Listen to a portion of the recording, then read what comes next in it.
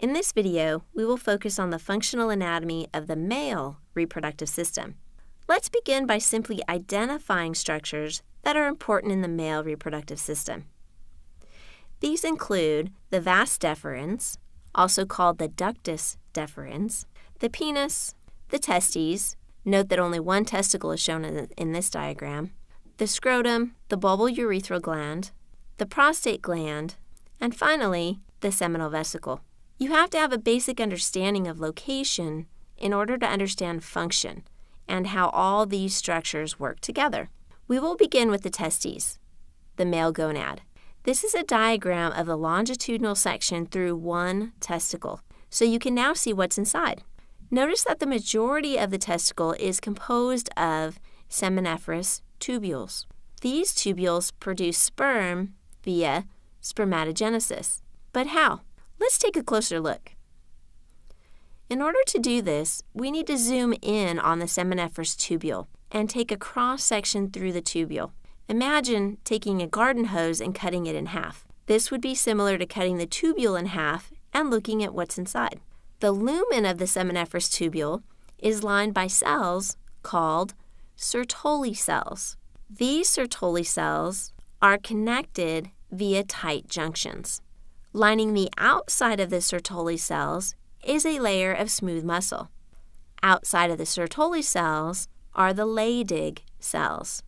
These are all the cells that are really important. In addition to these structures, you will need to be familiar with the following compartments: the basal compartment and the luminal compartment. These compartments are basically talking about regions of the cross-section. If we are talking about the basal compartment, we are talking about the area that goes from the tight junction toward that smooth muscle. And if we are talking about the luminal compartment, we are talking about the area that goes from the tight junction toward the lumen. Now that you are familiar with the structures, let's focus on their functions.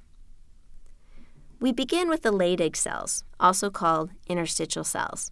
The Leydig cells secrete testosterone. The Sertoli cells support sperm development, or what is referred to as spermatogenesis. The smooth muscle surrounding these Sertoli cells allows for peristalsis. This process is important as it will propel sperm through the seminiferous tubules.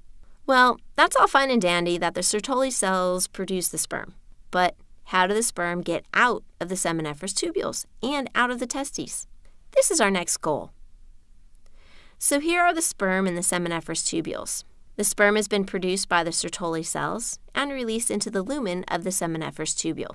Those sperm then travel through this little region here called the rete, testes, and into the efferent ductules.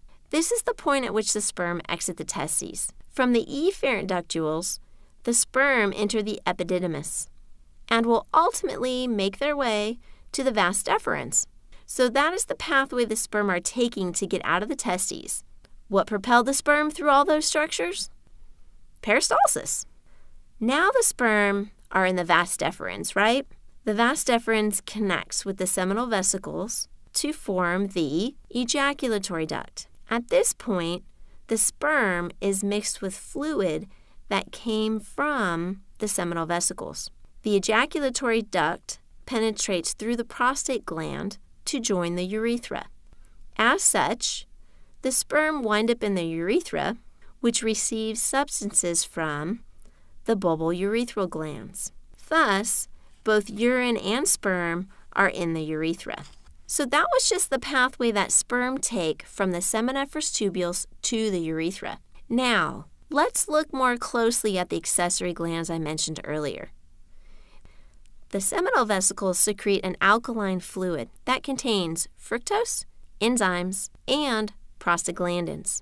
Remember, alkaline fluids are basic. The purpose of this alkaline fluid is to neutralize the acid that is in the female reproductive tract.